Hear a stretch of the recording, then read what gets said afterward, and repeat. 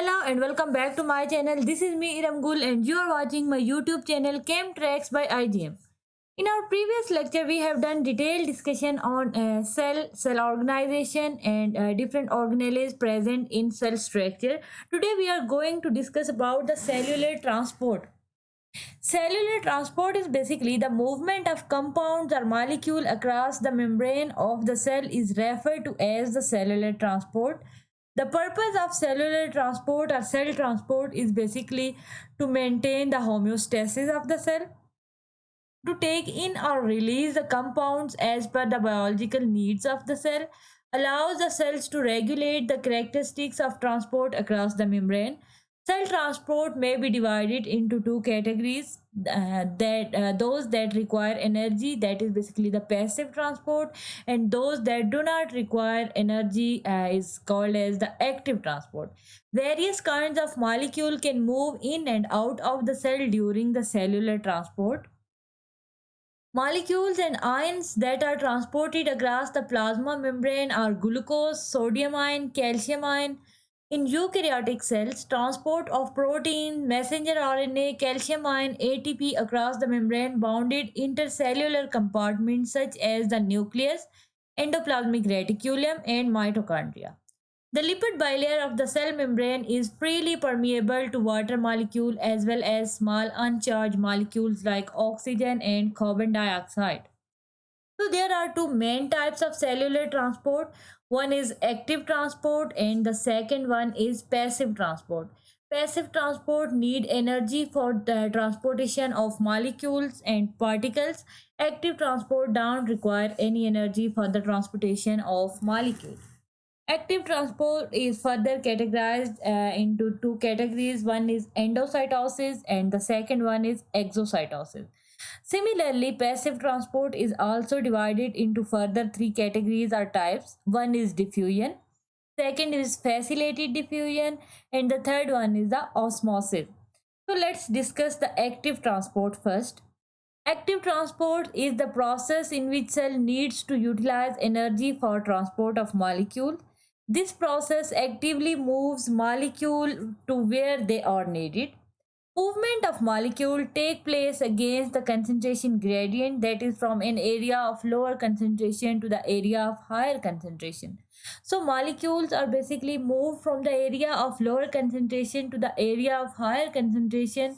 So they need energy because they are moving against the concentration gradient. There are three main types of active transport mechanism in a cellular transport are present inside the cell. One as the first one is protein pumps, second one is endocytosis, and the third one is exocytosis. Protein pumps are basically also called as pump and also known as transporter or the membrane proteins that are actively move ions and or solutes against the concentration of electrochemical gradient across biological membranes.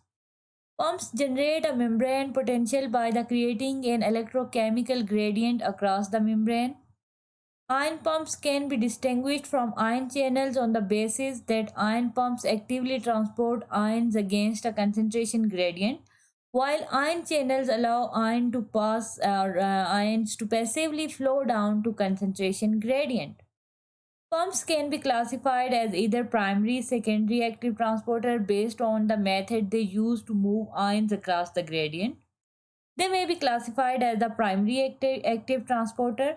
They are usually transmembrane ATPase that hydrolyzes the ATP to produce energy in order to transport ions up to the concentration gradient. Second, maybe they are categorized as the secondary active transporters. They are also known as the co-transporter pump ions against the concentration gradient by using the electrochemical gradient created across the membrane by pumping ions in or out of the cell. There are two types of secondary active transporter which are classified based on the direction that they move ions. The first is antiporter's pump and the second is symporter's pump. Antiporter's pump are two different ions are solute in opposite direction. Anti mean opposite. So they are in opposite direction across the membrane.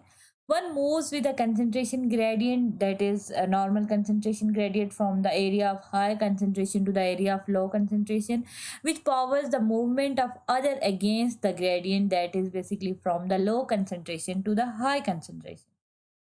Same portals pump are two different ions or solutes in the same direction, moving one with the concentration gradient high to low, and the other against the concentration gradient low to high. So these are basically the different types and categories of protein pump across the cell membrane. You can see these are the carrier protein or protein channel, or they are also called as the protein pumps. Endocytosis. Endocytosis is a cellular transport in which substances are brought into the cell. So, endo mean inside. The material to be internalized in the surrounded by an area of cell membrane, which then buds off inside the cell to form a vesicle containing the ingested material. Endocytosis include pinocytosis, that is cell drinking, and the phagocytosis, that is the cell eating process. It is a form of an active transport. Phagocytosis is a process by which cells bind and internalize the particulate matter large around zero point 0.7 micrometer in diameter, such as small sized dust particles, cell debris, microorganisms, or apoptotic cells. These processes involve the uptake of large membrane areas, then the clathrin mediated endocytosis or caveoli pathway. Second one is a second type of endocytosis is basically the pinocytosis. Pinocytosis, otherwise known as the fluid endocytosis and bulk phase pinocytosis, is a made of endocytosis in which small particles suspended in extracellular fluid are brought into the cell through an invagination of the cell membrane, resulting in the suspension of the particles within the small vesicle inside the cell. Basically, phagocytosis and pinocytosis are the same processes. In case of phagocytosis, cell ingested the solid particles, while in case of pinocytosis, cell ingested the liquid or fluid particles. These pinocytosis vesicles subsequently fuse with the endosomes to hydrolyze or break down the particles. Now you can see the difference between pinocytosis and endocytosis just from the diagram. The last one is exocytosis. Exocytosis and its counterpart of the endocytosis are used by the cell because most chemical substances important to them are large polar molecules that cannot pass through the hydrophobic portion of the cell membrane by passive mean. Exocytosis in process a large amount of molecules are placed or released, thus making it form a bulk transport.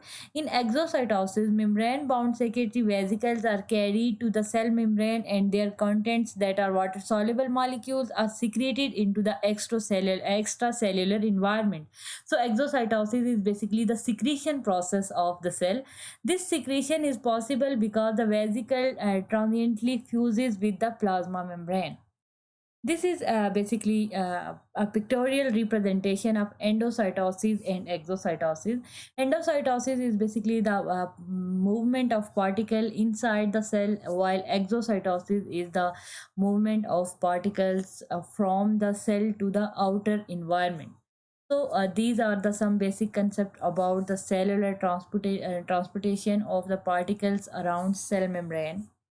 This is all from my side.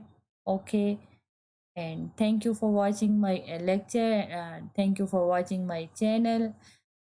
Keep visiting and keep watching my videos. Subscribe my channel and share it with your friends. Goodbye.